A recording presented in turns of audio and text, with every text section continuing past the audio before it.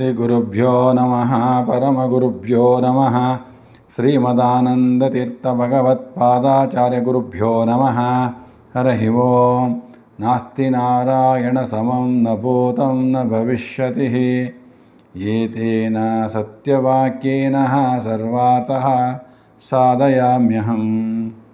CS ಅಷ್ಟವನ್ನು ವೀಕ್ಷಿಸುವ ವೀಕ್ಷಕರಿಗೆ ಆತ್ಮೀಯ ಸ್ವಾಗತ. ನಮ್ಮ ಚಾನಲನ್ನು ಸಬ್ಸ್ಕ್ರೈಬ್ ಮಾಡಿಕೊಳ್ಳಿ, ಎಲ್ಲರಿಗೂ ಶೇರ್ ಮಾಡಿ.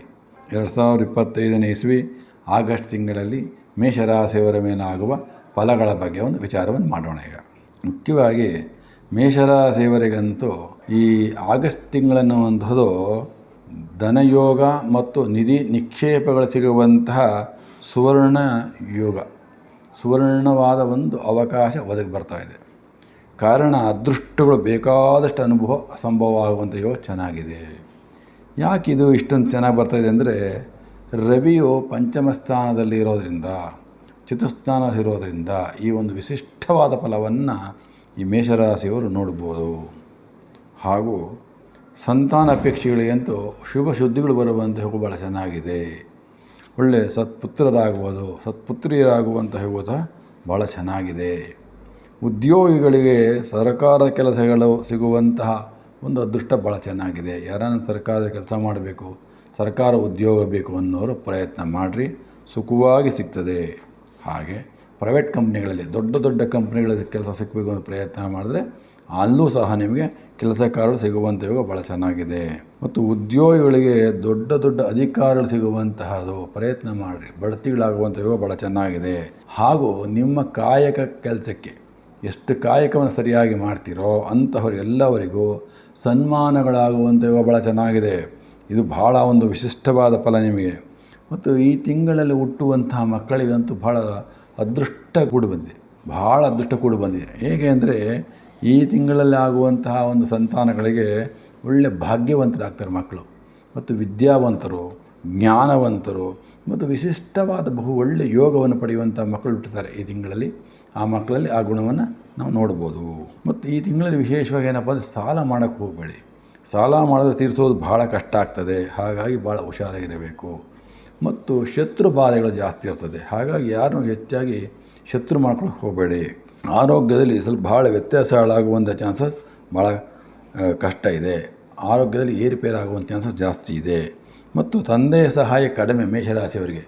ಆದರೆ ನಿಮ್ಮ ಸ್ವಂತ ಪ್ರಯತ್ನ, ಸ್ವಂತ ಜೀವನ, ಸ್ವಂತ ಬುದ್ಧಿಯಿಂದ ಉತ್ತಮವಾಗಿ ಜೀವನವನ್ನು ಮಾಡುವಂಥ ಚೆನ್ನಾಗಿದೆ. ಅಂತ ಒಳ್ಳೆಯ ಬುದ್ಧಿನ ಭಗವಂತ ಕೊಡ್ತಾನೆ ನಿಮಗೆ. ನಿಮ್ಮ ತಪ್ಪಿನಿಂದ ಹೆದರಿ ನಿರ್ಬಂಧ ಜೀವನವನ್ನು ಮಾಡ್ತೀರಿ, ಯಾವುದೋ ಒಂದು ತಪ್ಪು ಮಾಡಿಬಿಡ್ತೀರಿ. ಆ ತಪ್ಪನ್ನು ಕ್ಲೀನಾಗಿ ಒಪ್ಕೊಳ್ಳಿ.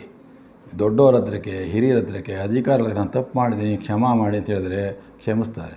ನೀವು ಅದನ್ನೇ ತಪ್ಪು ಮಾಡಿ ಕೊರಕೊಂಡು ಕೂತ್ಕೊಂಡ್ಬಿಡ್ತೀರಾ.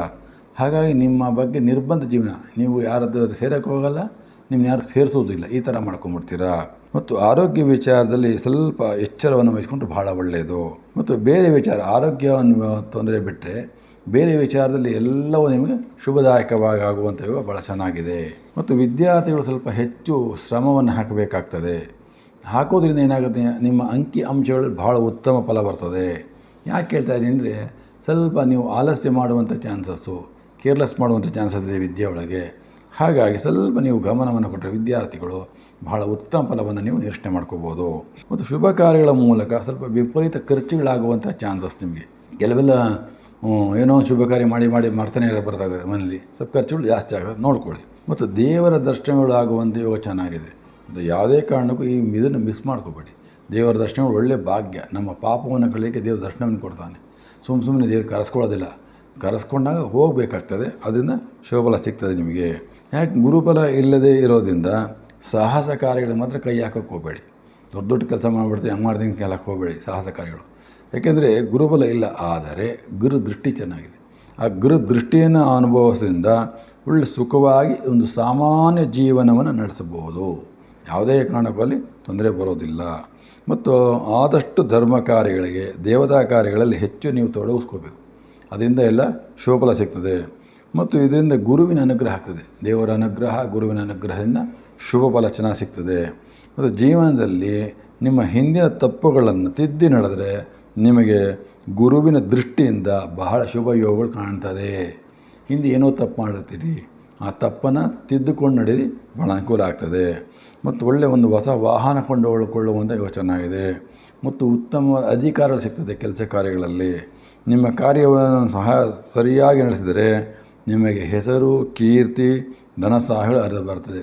ಇನ್ನು ನಿಮ್ಮೊಂದು ಕಾನ್ಫಿಡೆನ್ಸ್ ಕೂತ್ಕೊಂಡು ಸರಿಯಾದ ಇದಕ್ಕೊಂದು ನಿಮ್ಮ ಉದ್ಯೋಗ, ಕೆಲಸ, ಕಾರ್ಯ, ನೌಕರಿ ಏನು ಮಾಡಿದರೆ ಅದರಲ್ಲಿ ಬಹಳ ಅನುಕೂಲ ಚೆನ್ನಾಗಿದೆ. ನಿಮಗೆ ಆಗಸ್ಟ್ 18 ಅಂತಂದ್ರೆ ನಿಮಗೆ ಬೇಡವಾದ ಖರ್ಚುಗಳೆಲ್ಲ ಕಡಿಮೆ ಆಗ್ತದೆ. ಖರ್ಚಿನ ಬಾಬತ್ತಲ್ಲಿ ಉಳಿಸ್ಕೋಬೋದು, ನೀವು ಅರ್ಥ ಆಯ್ತಾ, ಕಡಿಮೆ ಮಾಡ್ಕೋಬೋದು, ಯಾವುದೇ ಕಾರಣಕ್ಕೂ ತೊಂದರೆ ಆಗೋದಿಲ್ಲ. ಕೆಲವು ವಿಚಾರಗಳಲ್ಲಿ ನಿಮಗೆ ಗೊತ್ತಿದ್ದರೆ ಮಾತ್ರ ಮಾತಾಡಬೇಕು. ಗೊತ್ತಿಲ್ಲದೇ ಇರೋ ವಿಚಾರವನ್ನು ನಾನೇ ಸರಿ ಅಂತ ಮಾತಾಡ್ಕೊಂಡು ಹೋದರೆ ಸ್ವಲ್ಪ ಅವಮಾನ ಪ್ರಸಂಗಗಳಾಗುವಂಥ ಚಾನ್ಸಸ್ ಇರ್ತದೆ. ಆದಷ್ಟು ಮಾತು ಕಡಿಮೆ ಮಾಡ್ಕೋಬೇಕು, ಕೆಲಸವನ್ನು ಜಾಸ್ತಿ ಮಾಡೋದು ಭಾಳ ಒಳ್ಳೆಯದು.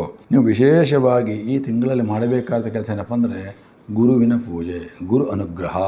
ಯಾರ್ಯಾರು ನಿಮ್ಮ ಧರ್ಮದಲ್ಲಿ ಗುರುಗಳಿದ್ದಾರೋ ಆ ಗುರುಗಳ ಅನುಗ್ರಹವನ್ನು ಸಂಪಾದನೆ ಮಾಡಿಕೊಳ್ಳಿ, ಅವರಿಂದ ಆಶೀರ್ವಾದವನ್ನು ತಗೊಳ್ಳಿ, ಅವರ ಸೇವೆಯನ್ನು ಮಾಡಿ. ಗುರುವಿನ ಸೇವೆಯನ್ನು ಯಾರು ಮೇಷರಾಶಿಯವರು ಮಾಡ್ತೀರೋ ಅಂಥವರಿಗೆ ಈ ತಿಂಗಳಲ್ಲಿ ಯಾವುದೇ ರೀತಿಯಾಗಿಯೂ ಕೆಟ್ಟದಾಗೋದಿಲ್ಲ. ಬಹಳ ಶುಭ ಫಲಗಳು ನಿಮಗೆ ಕಾಯ್ತಾ ಇದೆ. ಹಾಗಾಗಿ ಮತ್ತು ವಿಶಿಷ್ಟವಾದ ಅದೃಷ್ಟ ಅಂತ ಹೇಳ್ತಾ ಇದ್ದೀನಿ. ಆ ಅದೃಷ್ಟವನ್ನು ಪರೀಕ್ಷೆ ಅನುಕೂಲ ಮಾಡಿಕೊಡಿ. ಅದೃಷ್ಟ ಕೈ ಸೇರೋವಂಥದ್ದು, ನೀವು ಅಂದ್ಕೊಂಡು ಕೆಲಸಗಳಾಗುವಂಥ ಚೆನ್ನಾಗಿದೆ. ಹಾಗಾಗಿ ನಿಮ್ಮ ಗುರುವಿನ ಅನುಗ್ರಹವನ್ನು ಸಂಪಾದನೆ ಮಾಡಿದ್ರೆ ಯಾವುದೇ ರೀತಿಯಾಗಿ ನಿಮಗೆ ತೊಂದರೆಗಳು ಬರೋದಿಲ್ಲ. ನಮಸ್ಕಾರಗಳು.